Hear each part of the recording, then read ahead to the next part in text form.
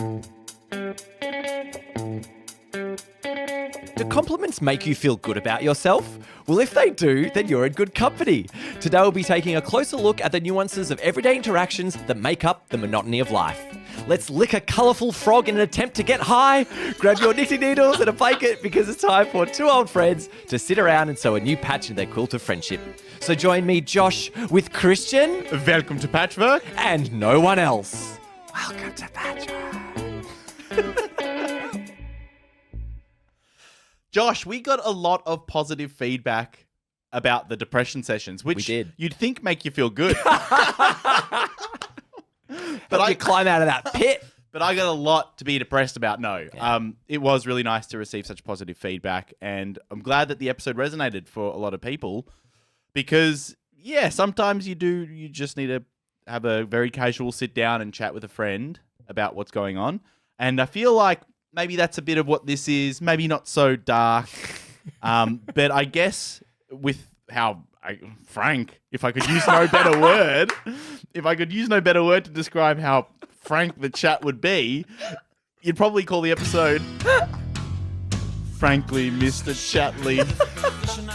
Oh, yeah. Well, no, it was genuinely lovely to have so many people reach out and message us because it's been an idea we've been toying with for a long time. So it's nice to feel that, yeah, there's space for those kind of conversations and people are interested in having them and just opening yourself up a bit.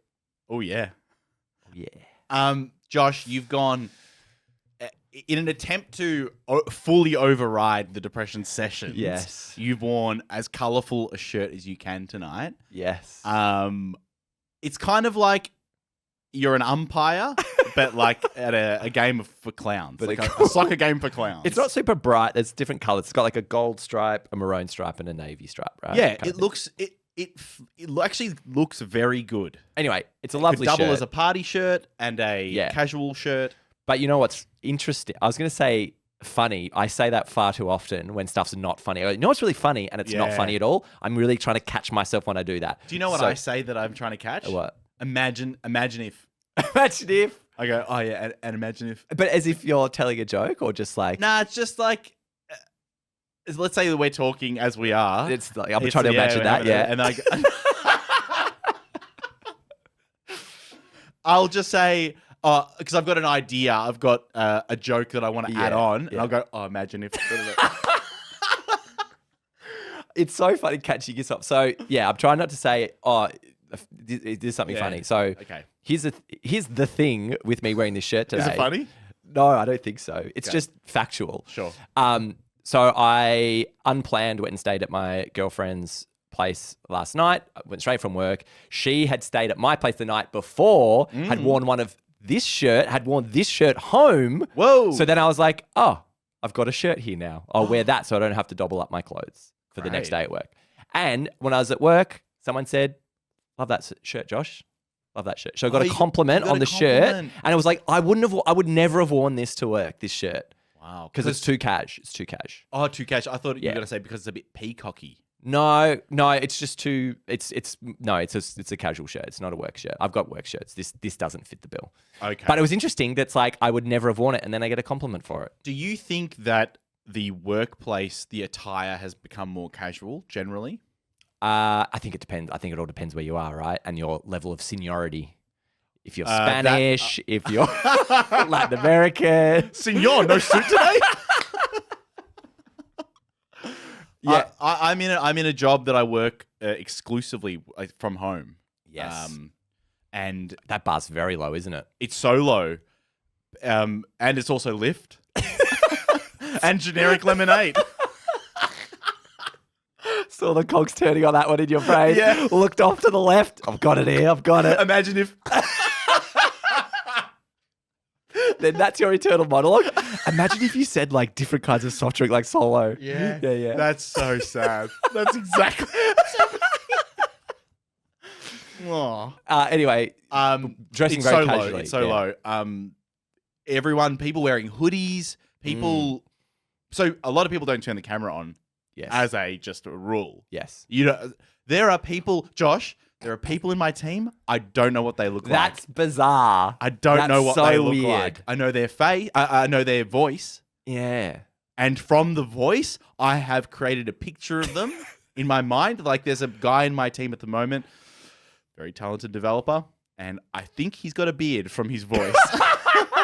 Great. That's my understanding. This is an audiobook and you're making up the characters. Yeah. You're reading a book. Yeah. You're building out this field of people. Yeah, You're like, that's that's this right. character. That's this character. Yeah, yeah. Yeah, they I, are I remember back in season 1.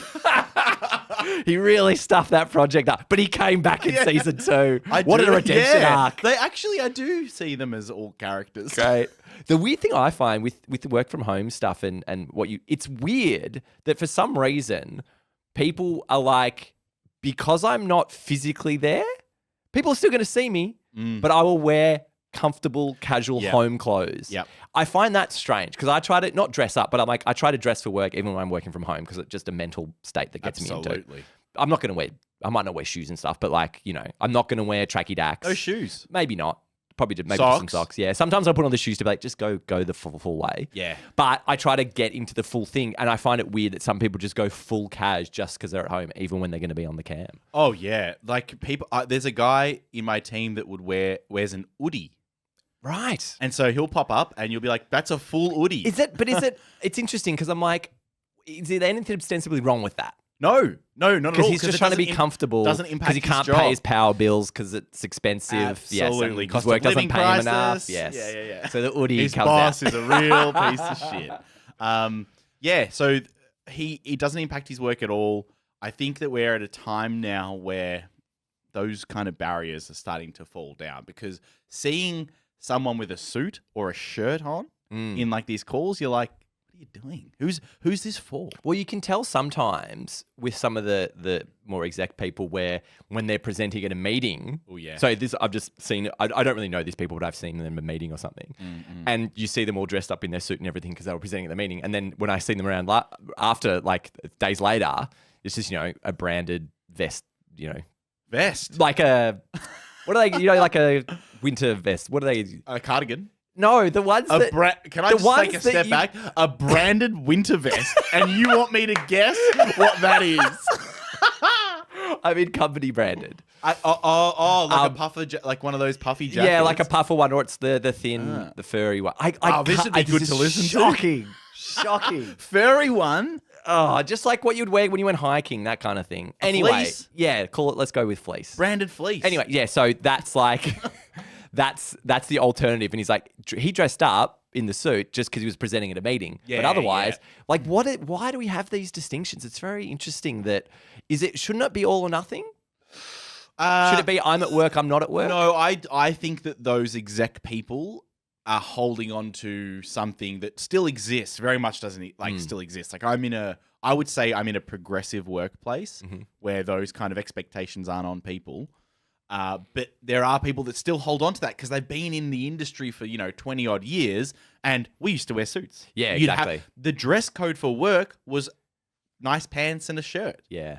That's gone. I can't imagine living a work life where I had to wear a suit every day. I just can't imagine it. It's so far from my reality. But you can't imagine the type of job that you would like that would ask you to wear a suit. Well, what was interesting? Yes. Starting with that. Good. I was talking recently how I used to, how people go, what do you want to be when you grow up? I was probably in my, I guess, early 20s or whatever. Yeah. I was like, well, what, you think ahead, what do you see your career, da-da-da. And I was kind of like, I don't know what it is, but all I can think of is in an office because that in my brain is a secure job. That pays the bills. That's a full-time job. You're in an office. Yes. Yeah. That's all I could imagine. I couldn't think of any other way to make ends meet consistently. Yeah. That was not 5 days a week in an office. Being in an office, I think, is it's almost aspirational when you're younger. Which is weird because I think it's just because there's so much of that. You think about the CBD, it's all that. Yeah. Yeah. every building you look at, you're like, there's a floor of them. Yeah. There's a floor of them. There's 60 floors of them. Jesus Christ. There's one of the people falling out of the window right now. Is that enough? But when you think about the breadth of jobs that exist, like we were talking about last time, the person who designs the kayaking track, in the Olympics, and now we realize there's so many jobs, but we were told, especially me growing up, I was told there were 3 jobs. There was a doctor, a lawyer or an accountant, really. Like Jesus. that's what you end up in. Yeah. You can flower around Yeah, beforehand. that's the end game. And I'm probably like, I know my mum listens to the show, and I think that with the best of intention, she told me this. But I said early on in my life, I want to be like a writer, like a comedy writer. Like I had an idea that I wanted to be in comedy somewhere. Yeah. And she said to me, well, to do that, you'll need to be a lawyer first. Great. Because the Working Dog crew Yes. are all, like, I think most of them are lawyers. Yeah. Santa Chalauro, Rob Sitch, these people. So A lot of them came to the law reviews. that's your pathway. Yes. And so that's what I bought into. The idea of if I want to work in comedy, my pathway there was a law degree. Well, She got me. Well, it's quite interesting that because I think that speaks to, and it's not across the board, but like the idea of being well educated, right? That speaks to a person who can write well and be creative, a thinker, and like that kind of the ideas you have, sort of matching with that. But it is fascinating. So many of my friends who I've known who've gone through the legal fraternity, if I can use that word. I don't know. Try not to. Who've gone through it, the amount who are actually still working in law firms is tiny. Yeah.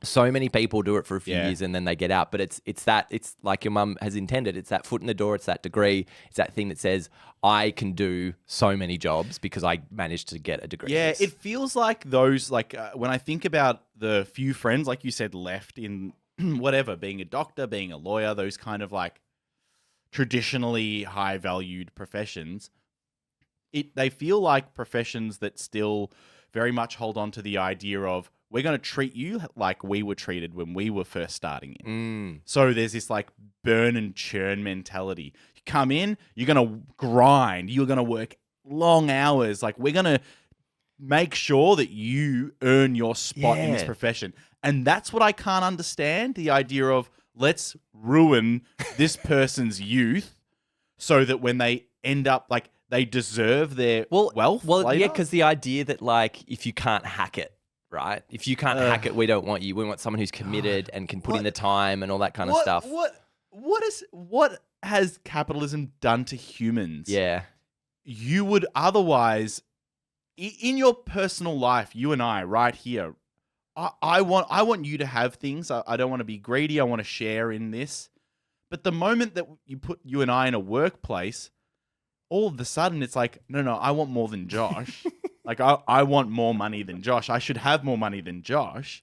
Do you reckon it's that? I guess it is. I was going to say, do you reckon it's that competitive? It's like, yeah. It's super. I don't think it's as, like, if you're in a big organization, it's probably less obvious, but it just adds this, like, greed and competition to humans that otherwise we don't have. I think naturally, if you let us just roam around, right, take that away from it, that's not.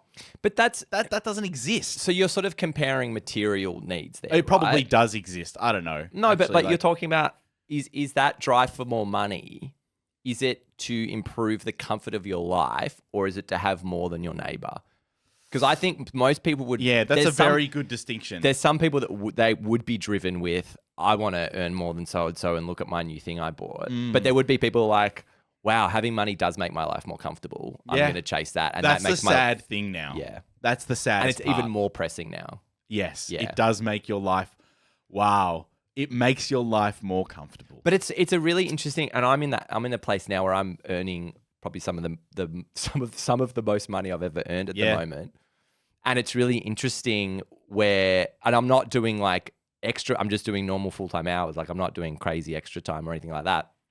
But it is interesting to be like this lifestyle that is kind of difficult to get into for me, of full-time work, full days, which I know people do it every day, and I'm not. Yeah. Hey, we're all humans. Yeah, everyone likes what they like and don't. Yeah. And it's interesting to be like, okay, well, and then the things that I'm using that money for, now, like buying a new monitor, upgrading this thing. Oh, I might buy that thing now. I can afford that. And it's really interesting that trade-off starts to feel worth it in some ways when you're going through it. And I think you just extrapolate that as you evolve in your career. Right? I've told you about the particular friend of mine who seeing the difference between someone who makes obviously more money than me is the greatest example was me quabbling over like, tens of dollars. This is fantastic. Yeah, so me going, oh, I need to think about whether like $50 is okay. Okay, well, $90, And then if you're looking for a discount on something, you're like, yes. I can get that $50. I can get $30 off there. That's pretty good. Yeah. And then when it starts getting into the hundreds, I'm like, Jesus Christ. Well, if this is 300, I'm going to take a little while to think about this. Going to shop around, get an Ozbargain. Yeah, absolutely. I'll take my time. Yep. It's probably a year that I'm thinking about this purchase. Realistically, if it's like 300 and above, I'm taking a while to think about it. And then this one friend of mine, I noticed we were talking about, maybe it was TVs. I can't remember what it was, but it was like 2,200 to 2,600 or 700, whatever it was. And he was like, it's hundreds. Don't worry about it. He starts thinking at the thousands. So his thing is like, well, if it was like 4 or 5, maybe I'd give it some thought, but it's, 2. Yeah. I can't even imagine. I can't imagine money having that little value. Yeah. But for some, and it's only going to get worse. Yeah. But it's to what I was saying before though, like that's the trade-off. Like the work you do is the trade-off for that other stuff. Yeah. But that's also not true because I look at me and my partner and I would say that she works as hard as I do in her job, if not harder, because she works intimately with people in a counseling kind of context, right? So her proficiency at her job has an immediate impact on the life of someone else. Then I look at my job in IT, right? And I make more money than she does. And when that individual logs onto that website and is fast-tracked through the services funnel and the sales funnel, yes, that's a real impact on their life. See, we got him. We got him.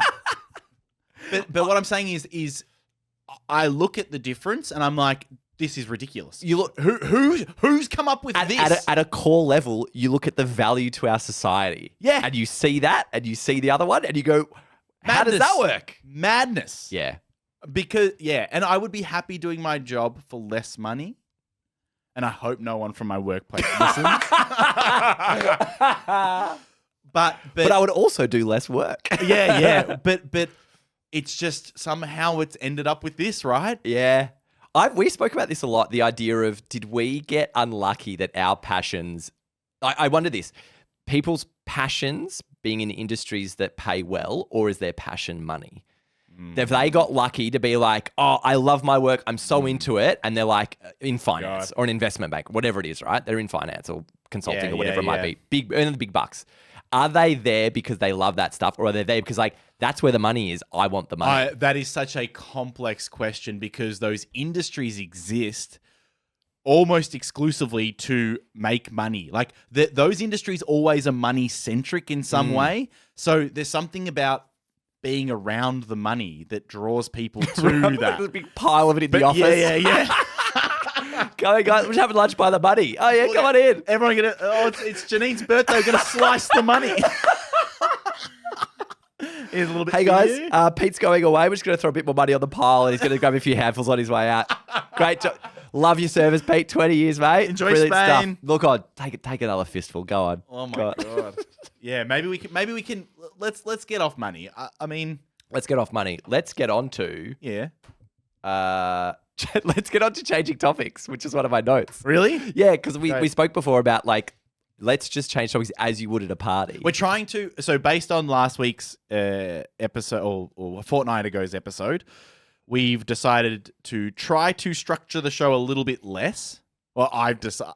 We're just doing some experiments. Kind of wanted we're doing a little, experiments. We're doing it's a little fine. experiment. Yeah. A/B test. Yeah. See how we go. We've got the opportunity. We're waiting for Dion to come back. Yeah. We miss him a lot, but it's a chance to experiment. Yeah. And so I was thinking about, I was like, well, what happens at a party when you change topics? You don't necessarily, if conversation dries a bit or you want to talk about something, you don't like figure out some brilliant segue. Yeah. You just say the thing. Just say the thing. And I had a really clear example of it, and it did feel a bit out of place. I was like, maybe I've got too hard on the gas here.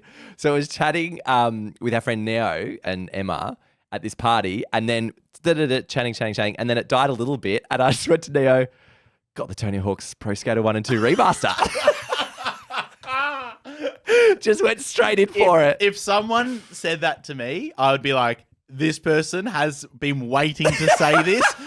since they saw me. Yeah. Oh, this is someone I can talk to Yeah. Tony Hawks about. Yeah, it was so because I bought it that day, and I was like, I'm just gonna get in there and say it, and it was fine. We had to chat for a bit about it, but it was like I really noticed. But then I was like, did they even notice that there was a gap or anything? Or it's like that's just the conversation, right? That doesn't feel like, I know that you've kind of put a spotlight on it now, but it doesn't feel like an uncomfortable thing to change topic to. No. But did you for a moment think, okay, cool, I've got Neo here, but I've also got Emma, who Yes, I did think about this. absolutely doesn't like Yes. video games. And so I was trying to, as I discussed video games, you try to broaden it out a bit. And her recollection of this might be very different. Yeah. But it's about, I was sort of talking about, which I think is a bit more general, which is about how important the music is in that series and all that sort of music I listened to as a teenager. Yeah. And they've really highlighted that in the new one, where like when your special meter fills, the music gets louder and it's like, yes, like all this kind of stuff. Great. So I was trying to link it more to be like, it's less about the game and more about the music of my childhood is tied up in that game. I can guarantee you, knowing my partner, the moment that you said Tony Hawk Pro Skater, her brain went. I had a friend once. There's not to go against too much, but there's a big Dota tournament every year called the International. It's coming up in a week or so. And she was like, I want to give it a go one time. I'm like, okay. I'm like, I don't think you'll like it. She's like, no. And a couple of them came over and then like sat down to watch it. We're like instantly bored. And I was like, I told you not to. And they're like on their phone straight away. It's like, I told you would hate it. And you had no interest. Yeah, but I just wanted to like give it a go. It's like, it's fine. Don't worry about it. So I don't begrudge anyone. It's like, it's people enjoy it or not. But do you think the hard turn in the conversation steer is fine? Or do you ever notice it? I think as someone who has I would say maybe healthy to slightly unhealthy level of social anxiety, I've always got a conversation up the barrel. Really? I've always got up the barrel. It's really in the sleeve, isn't it? Oh man, up the barrel. I always have something ready to pivot to. Mm-hmm. Not like I'm actively thinking about it, but when we're talking, like in the podcast, we're talking about something and it's like, oh, cool. Yeah, I've got this little add-on to say because that's how a conversation works. Yeah. That is interesting, right? Is that how conversation works? Or do you think that when I'm speaking, you wait to the very last moment to be like, oh, he stopped talking? I think it's like a beautiful dance where when you're chatting, it's a nice way to put it. When you're chatting with someone and it flows and it goes, you don't even think about it. But there is a moment sometimes that somehow you reach a dead end. And you're like, I don't know how we got to this dead end because sometimes you never reach the dead end. Yes. And what happens is you get interrupted, something else happens. The classic, I'm going to get another drink, going to go to the bathroom. You've always got that. Give that when there's like 2 seconds. I'm like, I've got to drop that. Really? Too much. 2 seconds of silence? Like, that's too much. It's too much. Let's use me as an example, not on the podcast, because I think we'd both feel very uncomfortable if it was silent for a really couple of close friends. But is it okay for a... Yeah. Can you handle that? Yeah. I can handle the truth. Well, there's when you're with a close friend, that number, it doesn't exist anymore because you both just kind of sit in it and be like... I really struggled with that. Like at the very start of, I think the relationship that I'm currently in, been a lot of learnings. Yeah. Right. You know, I think we've both grown as individuals, mainly because we've confronted a lot of things that in previous relationships you're like, well, I guess this is fucked. Yeah. This is what makes the relationship fucked and it'll never work. Yeah. But now it's kind of like, oh, we should probably work on this. Yeah. Anyway, so I, at the start of our relationship, could not handle silence. I couldn't handle it. And for me, it was like an alarm bell to be like, I guess we've got nothing to talk about and we're incompatible. Yes. Or I guess this other person isn't putting effort into this relationship. Or they're thinking you're dull and you're like, God, I'm sweating bullets here. I've got to, they'll be hating this. Yeah. And it plays into my, which is like a insecurity of feeling like I have to entertain. Right? Mm-hmm. So it's kind of this thing of like, do I always have to fucking entertain? And that is something you have to work on, right? Like this being comfortable with silence and that not being something that's dangerous. Because I think it's only dangerous in like an early dating context of like when you're like the first couple. I mean, when you're just there to try and meet someone and just getting to know you're saying them. that's a healthy level of this is a bit alarming that we're always in silence. Yes, we should be able to find something, and you're like, oh my god, I've got to talk about something. But like, I was away on the weekend at a friend's 40th. It was a wonderful, wonderful party. It was so much fun. Met a lot of new people there, and the conversations all flowed pretty well. And I think there was a quorum of people that was constantly moving and shifting around that you never really got stuck anywhere. Yeah. You never even got to get to the dead end because something else happened. Someone else walked in, someone got taken away. So it was just really nice, just general conversation just continued and easily all night. It was great. Yeah, that is nice. And it feels like it's also just because like-minded people. You know, it was fascinating. We talked a lot. Our friend Sam is into doing Rubik's Cubes. So he had a Rubik's Cube with him. Whoa. And he was showing us some of the moves. That's on bold. doing a That's speed bold cube. to bring the cube around with you. That's like at a level of interest where you're like, I can't be without the cube. No, it's not that. What? So it's a talking point then? No. He just had it. And I guess that's where we stop thinking about the guy with the Rubik's Cube. No, so he just had it. It was like in the morning. It wasn't like he had it. It wasn't like a peak time, it's and he's fine. busted it There's out. nothing wrong with having the cube, but he wants to have the cube with him. He loves he did. the cube. Yeah, I guess it's like a little Nothing game wrong with mental that. thing. Anyway, it was fascinating to learn a bit more about it and see him do some of the moves really quick because he had a speed cube, which can go real quick. As opposed to a regular cube, which there's like friction. There's too much friction. It's just way you can flick it way easier. But it was great. Whoa. Of like, Did you have a go? no. He didn't let you. Don't touch it. Josh, this is a speed cube. Do you understand? I just break This is it. my Oh morning God, cube. I'm so sorry.